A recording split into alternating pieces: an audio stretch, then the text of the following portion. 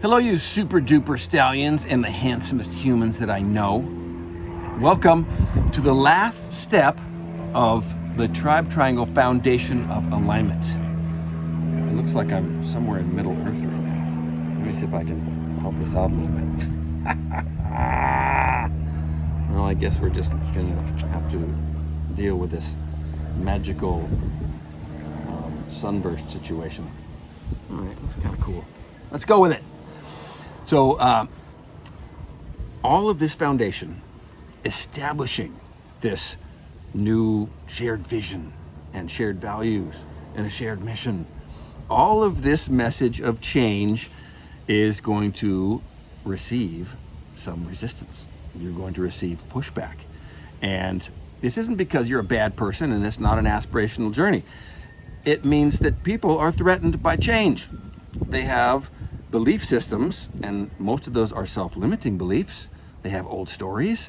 They have all this inner world view of the way that things have to be. And you're going to be threatening all of it with your agenda of returning the power of kinship and an honor-based culture. So there's going to be resistance. There's going to be people saying no. There's going to be people backsliding. There's going to be all of this journey because history irrefutably reinforces the fact that messengers of change are poorly received by the masses. So you know this. Get ready for it. You're also going to be receiving a tremendous amount of resistance from yourself, fellow tribe leader, because you also have a certain amount of limiting beliefs and old stories, and who are you to lead your people into an honor-based culture? Well, you're going to have to learn how to deal with all of this resistance, because if you quit, they quit. So stay strong. And you're going to do this with 3 best practices I want to share with you, where you can double down on your vitality so that you can continue being strong so that they can. You deserve this journey, but they demand it.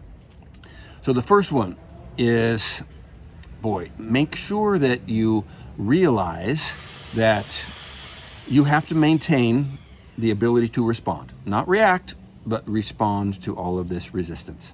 And the ability to respond is responsibility, and that comes from developing your awareness, your consciousness.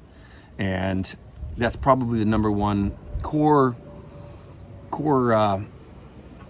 skill set of being a leader, is to be able to respond to situations and have a strong sense of self.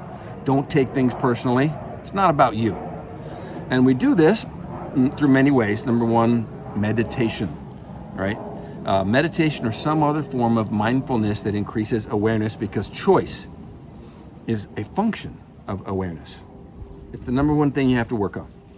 If you have the ability to be aware of situations, then you will be able to have the ability to choose how you want to respond to them. So meditation, reading, mindfulness, prayer, whatever that looks like to you.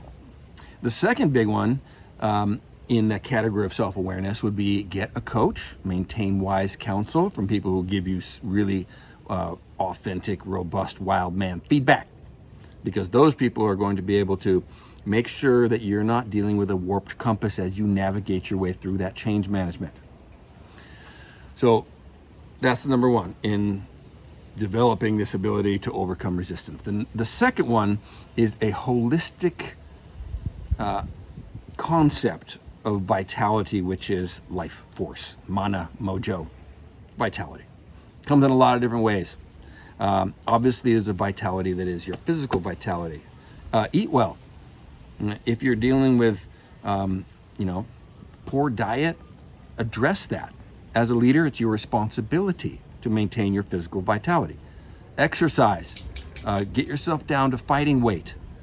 Handle all of yourself. This is not selfish. It is a self-interest, but it is also in the interest of your people to maintain your physical vitality. When you get sick, when you get tired, when you cannot maintain your focus and your engagement, then you fail, your project fail, and your people fail. It's on you to maintain that physical vitality. We also are looking at, there's a career vitality. Are you maintaining enough passion-driven activities throughout your day that it's rejuvenating you? You can't just do shit you don't like all the time. There has to be some give back to you as you give out. And those scales have to be balanced in some capacity. So really focus on those things, okay? You also want to maintain a spiritual practice, whatever that looks like for you. And if you're a non-denominational person, get out to nature. Take your shoes off, walk around, right? Get connected to whatever spiritual system that makes sense for you, because there's a direct main line to vitality through that practice. And the last one is maintain a certain amount of relationship vitality, which comes as a sense of belonging. So it could be good friends, co-workers, kinfolk, whatever those people are that give back to you. So vitality in the holistic sense of it is the second thing you have to maintain. It is a professional responsibility to maintain your vitality, people. So do that work. Thirdly, and this is kind of one of the big ones, change management happens in a predictable cycle. And there's a lot of models for this. I want to give you one that makes sense for me. And this is a 4-stage cycle. And basically it is the hero's journey. And if you know, you know.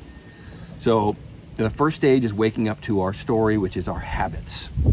We all have our habits. It's the status quo.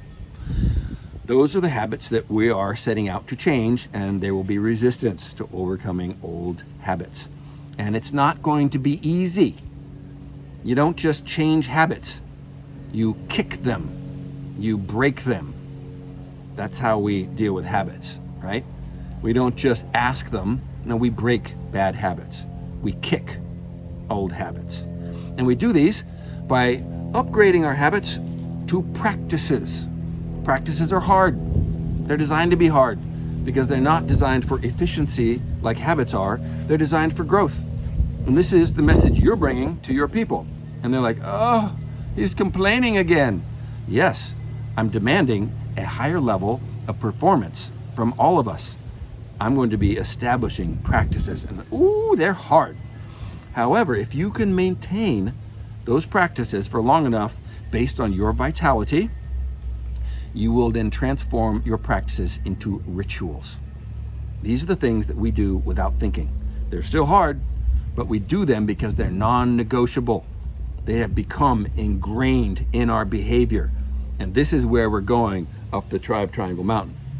Lastly, when all of these rituals have been introduced to a large collection of people, they become traditions. This is what we do as a tribe, as an organization, as a family. We have these traditions. Sunday nights in the Folsom household, we go through our week, our next week. We plan, we journal, and every evening we have gratitude. Like there's certain things that we have accepted as traditions.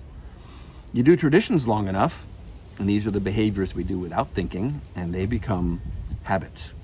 And the cycle begins again. Tribe leader, this journey never stops. It's not a one-way trip.